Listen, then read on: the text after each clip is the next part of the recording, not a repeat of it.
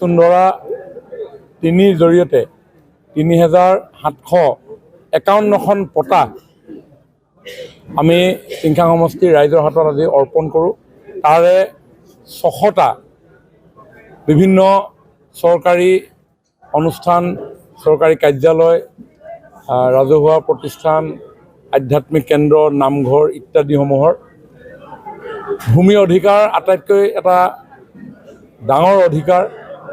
অসমত ভূমিৰ অধিকাৰ নথকাৰ কাৰণতেই আজি আমি বিগত দিনত অসমীয়া খিলঞ্জীয়া জাতি জনগোষ্ঠীসমূহৰ প্ৰতি ভাবুকি অহাৰ কথা অনুভৱ কৰি আমি অস্তিত্বৰ ৰক্ষাৰ কাৰণে আন্দোলনৰ নিচিনা কাৰ্যসূচী ল'ব লগা হৈছিল।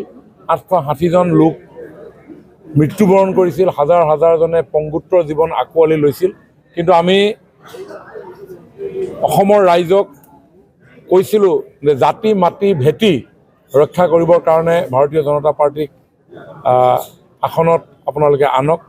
অসমৰ ৰাইজে সেই তেনেধৰণে আমাক আশীৰ্বাদ দিলে আৰু আমিও অসমৰ ৰাইজক দিয়া কথা অনুসৰি জাতি মাটি ভেটি ৰক্ষা কৰিবৰ কাৰণে আমি বদ্ধপৰিকৰ। আৰু সেইকাৰণে আজি মাননীয় মুখ্যমন্ত্ৰী ডক্টৰ হিমন্ত বিশ্ব শৰ্মা ডাঙৰীয়াই সমগ্ৰ অসমতে খিলঞ্জীয়া জাতি জনগোষ্ঠীক লোকসকলক আজি ভূমি অধিকাৰ প্ৰদান কৰিছে, যিয়ে অনাগত দিনত আমাৰ খিলঞ্জীয়া জাতি জনগোষ্ঠীসমূহৰ কাৰণে এটা ৰক্ষা কৱচ হিচাপে বিবেচিত হ'ব।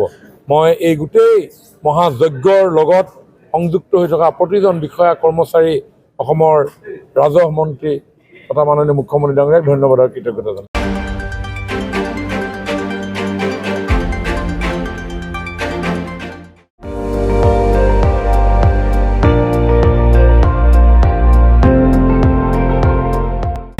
আপুনি চাই আছে ND24, সৰ্বশ্ৰেষ্ঠ নহয় সৰ্বোত্তমৰ দৌৰত।